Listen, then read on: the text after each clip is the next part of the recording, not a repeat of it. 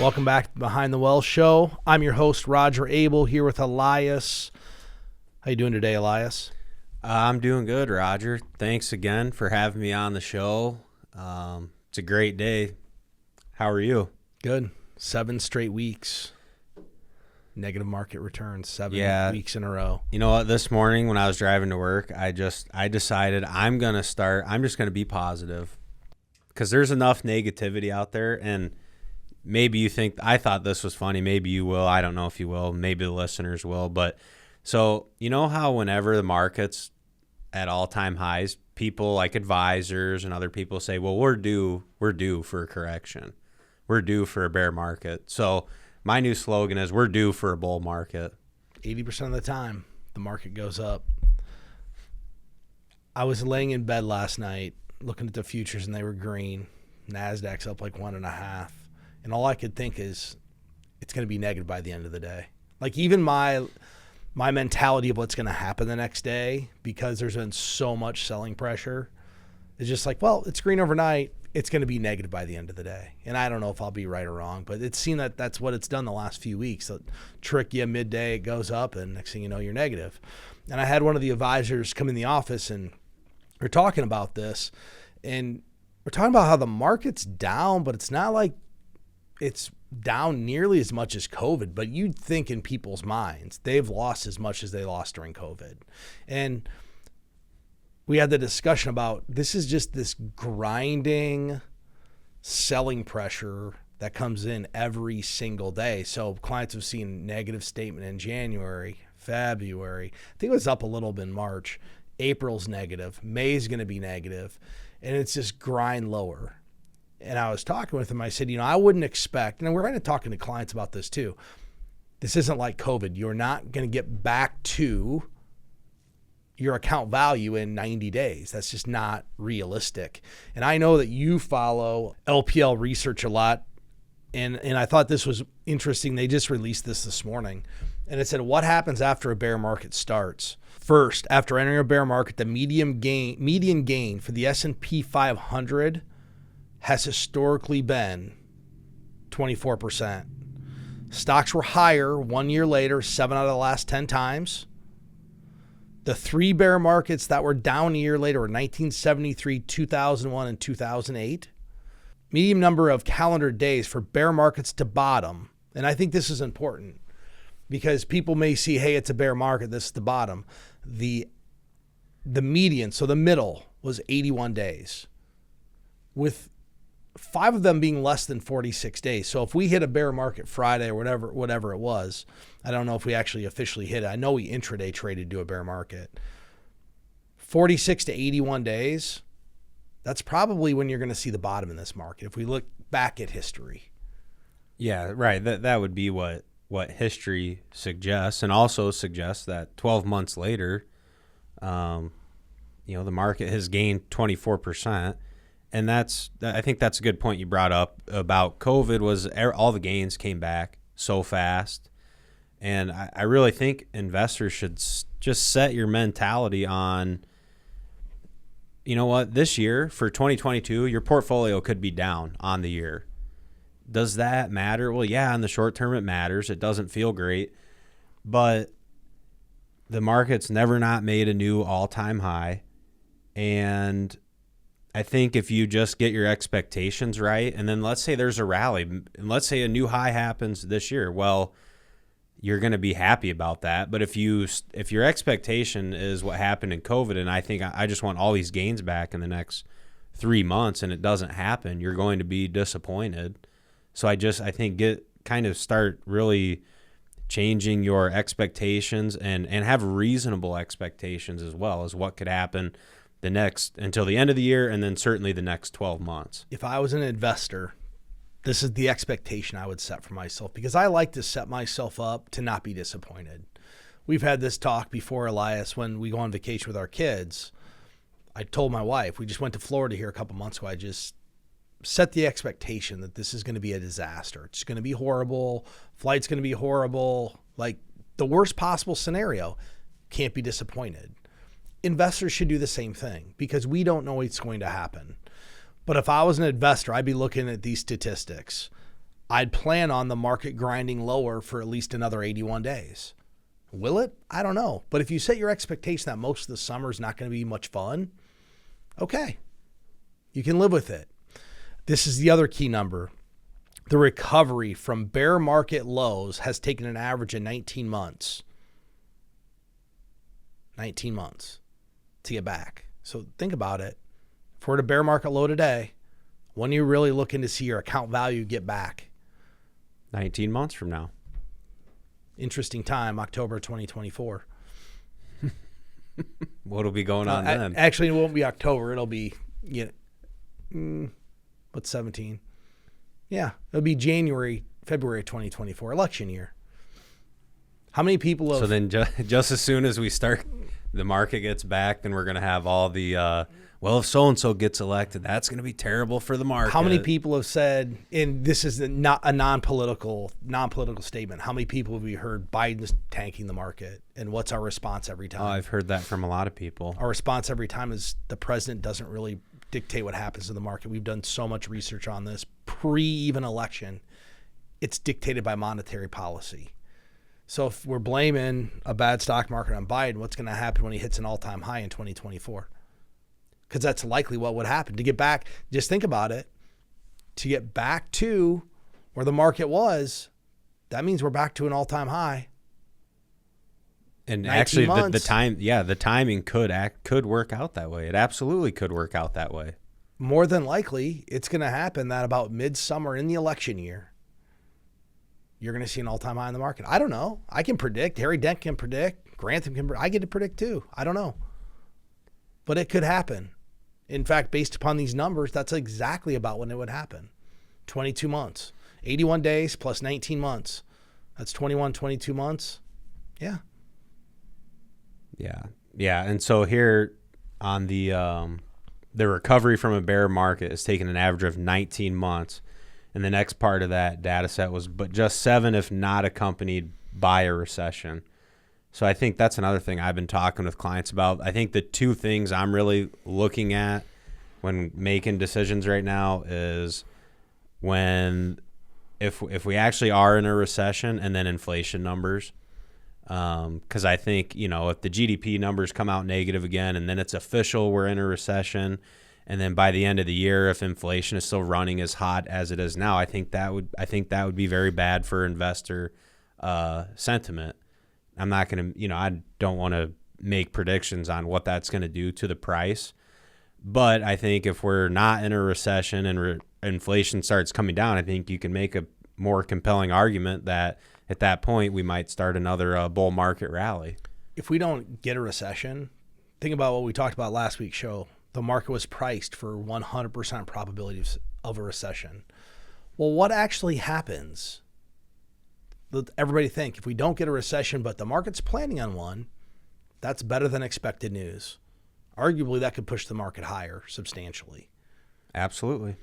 Here's the other thing that's interesting. You watching the price of the 10-year bond? I haven't today. Hit a high of like 315. It's like 285. So right. I started thinking about this. How many people bailed on their bond positions that they rode? That core bonds through April were down like 9-10%. What about all those people that bailed on those positions? What if they just moderate? What if interest rates moderate a little bit? The Fed could increase the federal funds rate. That doesn't mean that the 10-year yield is going to continue to kick up. The market's already priced in 7 or 8 rate hikes. What if inflation moderates? What if it doesn't stay at 8.5% or 9%? There's a lot of what ifs out there. There's a ton of what ifs. And it's why taking this short-term view of the market is so dangerous, because you don't know and nobody knows. And by the time we do know, the trade's over. So with that said, just a little market commentary. But one of the things that, I think you brought up the other day was that credit card balances are on the rise. And this makes sense. We've been used to this. And my wife and I chatted about it the other night. People are used to this free money. We had 2 years of free money. We had child tax credits. We had PPP loans. We had stimulus checks. We had all this free money into the system, okay? people don't just change their spending habits that quickly. And I think what's happening is people are used to having their free money. Well, they're out of the free money now. Inflation's on the rise. So where do you go if you still want to take the vacation? Credit card. Visa. And you know what's going to happen next? They're going to have to pay that credit card off. They don't have any cash. How are they going to do it? It's a good question. Their 401k. They're going to go to their 401k, and guess what they're going to do? They're going to go to the 401k at the wrong time. Right when the market's down 25%. Think about just all these culminating things that could lead to somebody making a bad decision. So what I thought about doing is talking today about why 401k loans are typically bad ideas. But it's the first place people are going to go if they're not going to go to the bank and their credit cards are maxed out. They're going to grab that loan on that 401k. Yeah, have you had any? I haven't had any calls to ask me about this yet, but I know it's coming. Well, and the reality for us, we may not have any calls, but hopefully we're doing a good job working with our clients so they wouldn't resort to doing something like this. But yeah, I guess if you're in the situation where 401k loan is something you're looking at doing and the market's down in the ballpark of bear market territory, I mean, those are things those can blow up your long-term investment planning because you're just compounding your losses. You're paying, if it's early, you're paying a penalty. Well, I guess if it's a loan and you get it paid back, but it's just, to me, there's way too much risk in doing something like that. 29%, this is from TIAA-CREF, 29% of people who have a 401k or a defined contribution plan of taking out loans. So a third of the people take loans out from their 401k. Number one reason, pay off debt. So they're just robbing from their retirement plan to pay off the debt that they accrued. And that's what it goes back. That was my whole thought behind this was, hey, look, we're used to the free money. That's gone. Price of things are way higher now. What about the people that bought homes they couldn't afford because they thought they weren't going to spend money? Think about COVID. You were locked indoors. You didn't spend any money unless you're online shopping. The world's open back. Well, not the world, but the U.S. is open back up. People are going on vacation. They're spending discretionary dollars they weren't spending. So the person who was inside during COVID is like, yep, I can afford that house. That's $200,000 more. Yeah, they probably could afford it when they were getting a stimulus check and they weren't spending any money. There's no place to spend your money. Well, now they want to get the lifestyle back, but they have this house they spent $200,000 more on. They're still going to spend it. There goes the debt, which is 46% of the reason people take a loan. And I know I can speak for my house and our budget. If we could pretend like the restaurants are still closed, our savings rate would be better. Because in COVID, our savings went up in COVID too, just like everyone else.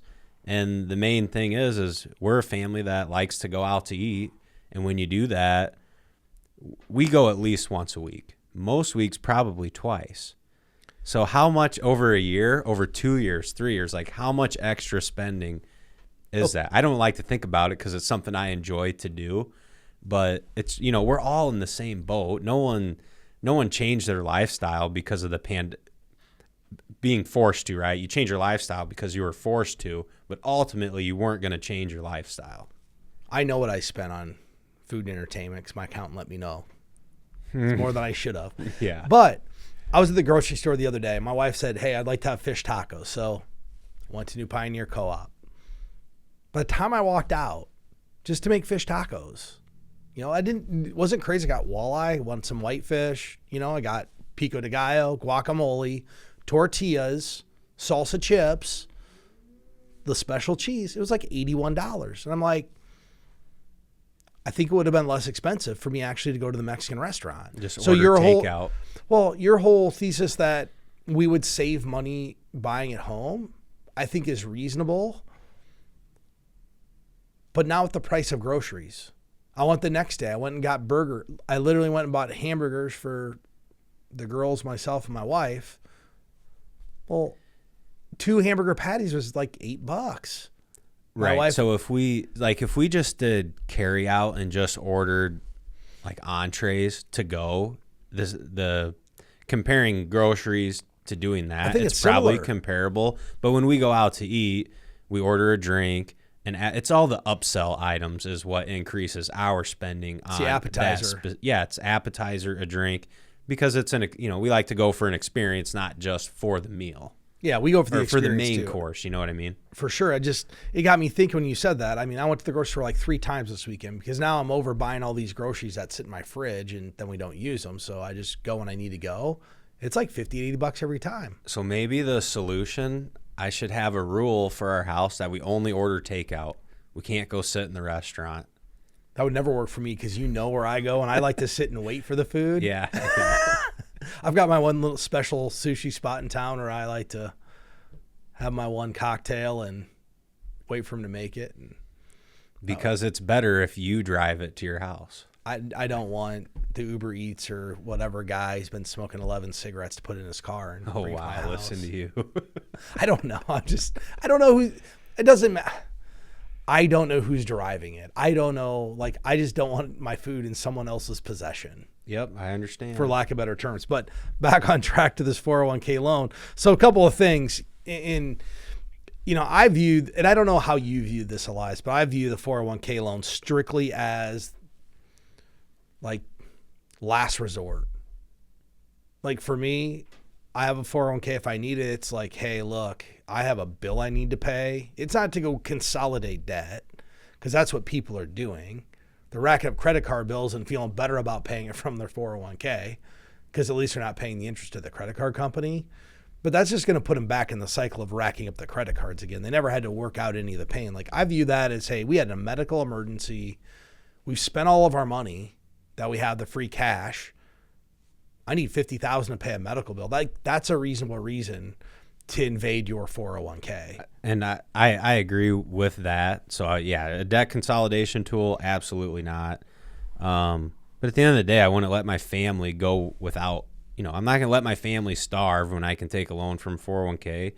And if we had a medical event that required a lot of money, I'm not going to let my family suffer. But as far as debt consolidation, there's other ways to do that. There's other strategies you can implement. But to me, that's a source of absolute last resort that I would do something like that or recommend someone do something like that. Yeah, I don't know as if I've ever recommended somebody take a 401k loan. In most cases, there's other ways to get there. In most cases, but that's for everybody to decide themselves. I mean, there are a few advantages. You have low interest rates on that loan that you're not paying 18% of the credit card company. The problem is it just doesn't fix the behavior that got somebody into the predicament or mess that they started with. So I don't know. I have this feeling that over the course of the next 12 to 18 months, we're going to be seeing, or people are going to ask us, or we're going to see on 401k statements that they've taken out a loan, and it's probably to pay off lifestyle. It's probably to pay off their Peloton bike. I don't know. I was watching something the other day, and they were talking about Peloton. The stock price of Peloton's down 95%. And someone jokingly said, well, go figure. We all went long on Americans liking to exercise. Why? And they made a point, like every couple of years there's like this new schnazzy thing that's going to this new schnazzy workout equipment. So and it's gone. It's like a New Year's resolution. It was cool for like 6 months. You're like, it's over. We have a Peloton bike in the basement. I don't think my wife's been on it for 3 months. Have you used it? No, I didn't want it. I don't want to ride a bike. So I have some good insight on that. I just this weekend watched an interview with the hedge fund manager, and they were talking about this topic. And he was talking about how he's never been interested in investing in exercise companies. And he said, the real reason is growing up, one of my best friends, his dad owned an exercise equipment store. And he was very good at always finding out what is the next thing that people are going to want to buy. So he goes, so I just have a firsthand experience of seeing boom and bust and all of these different ways to get people to exercise. And, a good friend of mine, and he's friends with the dad too, because it's one of his best friend's father. He goes, and he's become an expert on that market, and he's always selling the hottest thing. But Then the next year it's something different, and the next year it's something different. So I thought that was a pretty insightful take on that business and how it actually works. Yeah. A couple other things, for the last 24 months, we've heard how there's this massive kind of discrepancy in wealth gap where, and arguably I agree that during COVID and post-COVID, the wealthiest Americans probably, well, I shouldn't say the wealthiest, but if you own stocks, if you owned real estate, if you owned assets, you did well during COVID.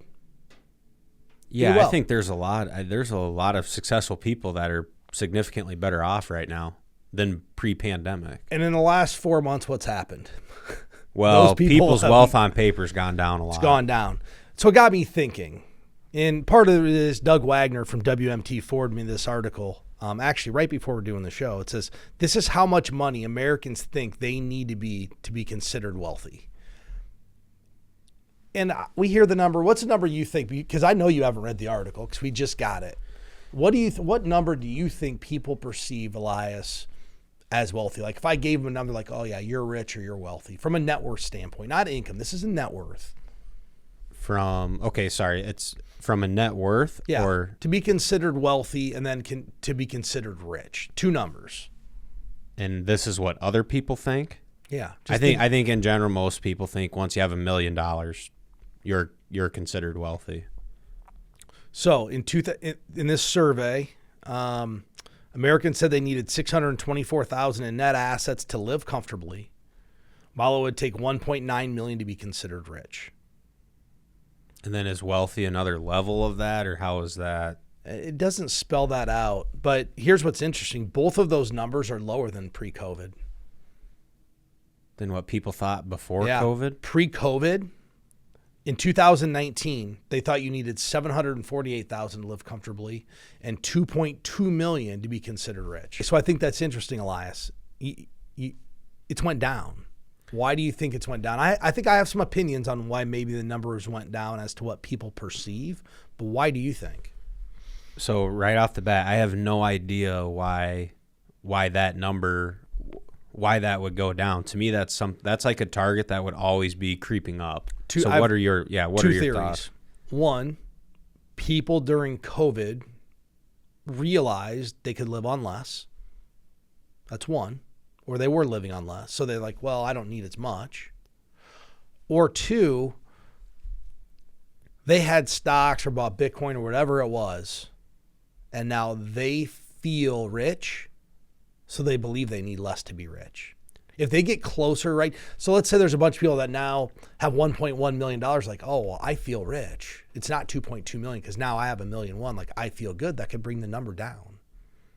Remember, this is what average Americans think. The average Americans don't have 1.9 million. Because if you go ask a wealthy or rich American if they think 1.9 million is rich, what are they going to tell you? No. I mean, if people think about the numbers, let's just back into the numbers. I'm going to use a round number of 700,000 of net worth. They're saying net assets. Well, that probably includes their house. For most people, their house is probably one of the largest assets they have. So let's just say they have 500,000 investable assets. How much money do you have to spend in retirement? You're basically living on Social Security and supplementing a small amount with what you've saved, even $2 million. Someone who has $2 million, arguably in retirement, they're stripping off, if you use the 4% rule, which is debatable whether that's a real thing or not anymore, but just say the 4% withdrawal rule, they're taking out $80,000 a year pre-tax. I don't know anybody out there that would tell you $80,000 a year of income pre-tax is rich. Yeah, and by those metrics, you're still living on a budget and within your means. You can't just spend. Like, I guess to me, when someone who's wealthy or rich, like, you can just spend money because you have so much that it really doesn't matter how much you spend. Most people, I mean, the 99% of people are not in that boat, never going to be in that boat. $2 million doesn't put you in that category. Yeah, I don't think so. You're dependent upon, I mean, even at $2 million, because number one, most people that accumulate $2 million weren't making 60, 70, 80,000 when they were working. They're making their 150, household income was more than 170,000. that, So yeah. they're expecting to live on more. So yeah, they have social, they're going to have 2 decent Social Security checks probably. And then 80,000, but it's still not getting back to where they were. It's really hard to accumulate enough money in a retirement plan unless you were diligent from day one to match the lifestyle. If you were making 150 or 175,000 as a household income, most people that have a household income $200,000 will find it challenging to replace that in retirement unless they just did a very, very diligent job when they were 20 and 21 and 22 and 23 years old of starting to save then. So do you think, okay, so those numbers coming down a little bit, and I think what you meant, so people's like their returns in their stock portfolios, so someone who had 800,000, now they're up to like $1 million or 1.1 million. Do you think part of it is maybe what people now expect for future returns as well because of the last 12 years of returns in the market? Well, what have they been? 13, 14% a year in the market for the last, take this year out up until this year, probably in that range. I don't know exactly. We could go back and look it up, but yeah, their expected result is probably skewed. Part of that's skewed because you had the meltdown of 2008 and 2009, the financial crisis. So it let the market run farther, faster. But yeah. I just think that people feel like they have more money now. So then, to be rich really isn't that much because now I feel rich. You follow that? Yeah, I think so. You're like, I have no idea what you're talking about. Say it again. Okay, so Elias, think about this now. If now I have $1.2 million and I feel rich, I may no longer think that I need $2.2 million to be rich. I feel rich at 1.2, so right. I could bring the number down. So the problem with all of these kind of surveys, they're not surveying people that are in that category. They're just surveying people. What are the controls on this? If you survey a bunch of people who have a net worth of $100,000 and make $80,000 a year, rich to them is different than the person making $200,000 that has $2.5 million. And and I'm guessing the results would be wildly different if you surveyed the top 0.5% of people in our country that have a lot of the wealth, what they would define as rich. I bet it would come out and people would think, well, I'm never going to be rich then. Well, you think about it, if you surveyed the top 1%, that $2 million, that would be like the poverty line for them. That's terrible to say, but yes. I don't think it is. But if you look at the lifestyle that the top 0.5% or 0.1% live. Well, right, but it's going to make that's. Yeah. I mean, I agree. I agree with you. It's probably like a bad income tax bill. If they're paying. That's a whole nother subject. Yep. But I thought that was kind of interesting as to what people think. And, the name of this show is Behind the Wealth because the idea is we want to help people build wealth and give them the tools to do it. So we should talk about what people actually perceive as wealthy. Molly threw an article our way from Think Advisor the other day. And, because we talk about millennials all the time, you're one of those, I think, right, Elias? I am, yep. I always get confused. I can never remember if I'm a millennial, a Gen X, or Gen Z. I don't know. I never get the dates. You're borderline. You're either a young Gen X or an old millennial. I'm a tweener. Yep, you're in the tweener age. But this article talks about how there's going to be 4 types of millennial retirees. And this is based on a survey from Schwab Investment Research. But it really kind of talks about the shifting values in retirement and what baby boomers thought was valuable to them. This millennial generation is going to think is different, what they value. And I think you see that. I think that even today, and I see this on social media, which social media is everywhere. I feel like my generation and younger, they value experiences more than things.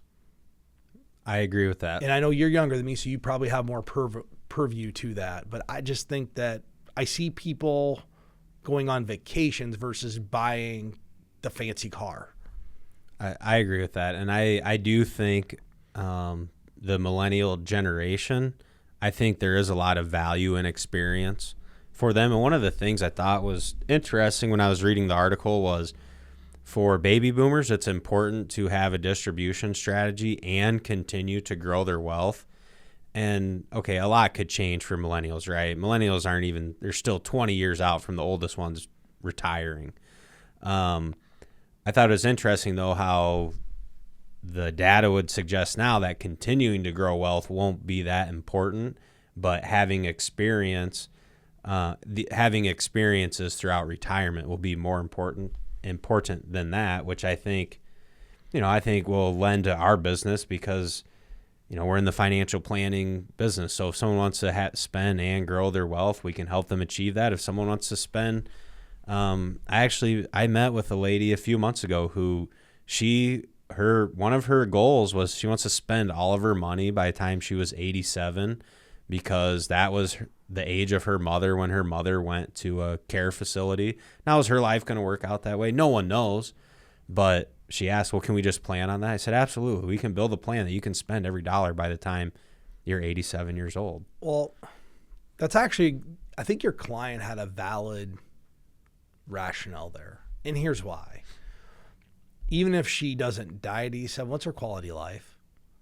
It's not going to be what it is today at 6, and she's retiring at 62, so on the younger side of the spectrum. I had this talk with my dad because, they're getting near retirement age, and my mom's 4 years older than Dad. I said, well, Dad, if you work till you're 67, Mom's going to be 71 or 70, like 71. I go, how many good years do you guys think you have to go do the things you want to do in retirement? Think about it. And no one wants to think about, like, what's the threshold that my body doesn't allow me to do these things. But it's going to happen. It's going to happen. It's inevitable. So I think more people should have this kind of look in the mirror and say, hey, what's important? Saving for 4 more years if I can retire, which lends itself to having a financial plan and doing all the prerequisite to make sure it works out. But if you can retire at 63 or 64 with a high level of confidence and you're working because you think you're going to be better off, likely you're not. I mean, most people either are there or they're not. And what I mean by that is if you come in here and you say, hey, I want to retire on $8,000 a month, and you're 62 years old, I want to retire at 65. Well, if it works at 65, it probably works at 63. Or it's just not going to work. Yeah, that's not right. There's really not like a borderline. You don't have the time to situation. make up. I mean, right. My dad mentioned, well, yeah, but I could save X amount. I said, what's saving $75,000 more going to do for you? Hardly anything. Like if you look at the statistical, the impact on probability of success, it's like non-existent. What's it going to do? It's not statistically relevant. Is your time worth more than $75,000? That's what it becomes. That's what I think these millennials see is that, my time's worth more. I actually had this talk with someone the other day. They're going to retire for a couple years and then go find a job to do. And it got me thinking. At what ages? He's in their 60s, but he's like, hey, I just want to take a couple years off and I want to work. I want to take a couple years off. So I'm like, well, yeah. And maybe you said it to me. Why wouldn't everybody just retire till they're retire at 60 till they're like 72 and then go back and get a job for the last few years? Because what are you doing when you're 72 anyway? Yeah. The other day I brought that up and I think I said something like, I don't understand why more people just don't like retire at 55 and just plan on delaying your Social Security until 70. And then when you're in your 70s, if you have to go back to work, go get an easy part-time job to make ends meet. I think we read or did a show on this like a year ago where the youngest generation may have a different idea of work. And what I mean by that is if people start getting life expectancies that are 100 and 110, which arguably it was like 7 years ago that I think Rick Eidelman came out with the article and said the first person who's going to live to be 150 years old has already been born. Well, if that's the case, people aren't going to be able to work from the time they're 20 to 60. Think about that. If people live to be 120 years old, our system's not set up for people to work from 20 to 60. They'll have to work longer. Well, what if people decide, hey, I'm going to work 10 years. I'm going to take a 2-year break. I'm going to work another 10 years, take a 2-year break. So they can work longer, but they get these little intermissions in between. I know I read an article about this, but it's kind of a cool idea. Like, why don't you go to work for 10 years, take a couple years off, save enough money, take a couple years off, go do what you want to do, and then go back to work after you're all rejuvenated and you know what you want to do. That's a great idea. I love that idea. You don't get to do that idea.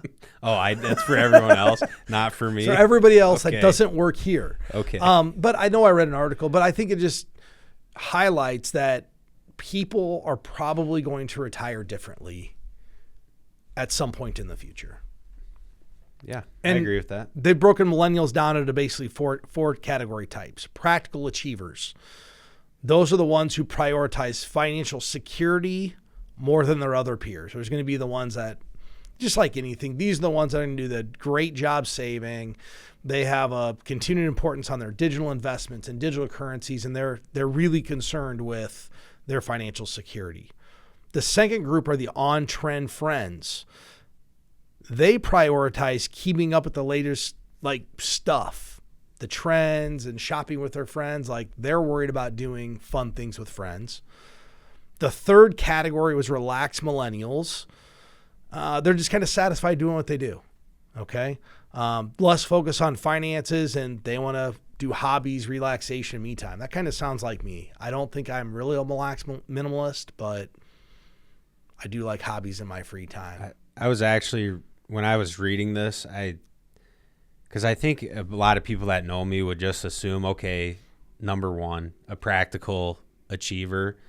But certainly the last several years, I've probably transitioned to more relaxed minimalist. I mean, being responsible with my money is always going to be important to me. It always has been.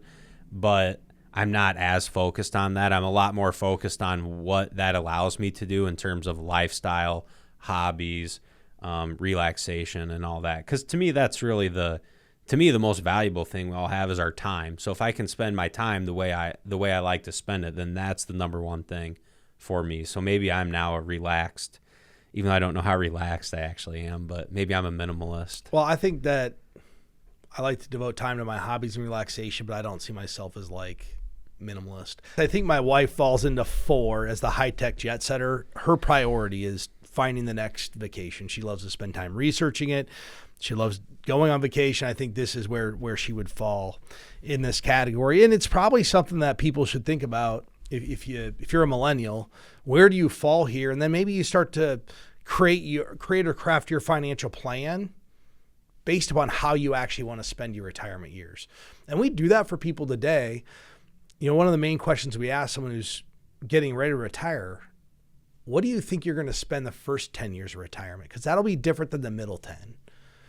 Are you someone who wants to be a high-tech jet setter and you're going to plan 3 or 4 vacations a year? Because if so, you probably have to budget more money early on until you hit 72, 73, 74, when all of a sudden flying to Europe twice a year isn't what you view as ideal. Right. And this is where, to me, these type of conversations, this is where having a unique financial plan and working with a firm is much more valuable than just operating on a rule of thumb, right? Because the rule of thumb is, well, you don't take out more than 4% of your portfolio. Well, I can create a very good argument that you can live on a higher distribution rate for the first 8, 10, 12 years, and you can, if you want to be a high-tech jet setter, that might be what it takes to do that.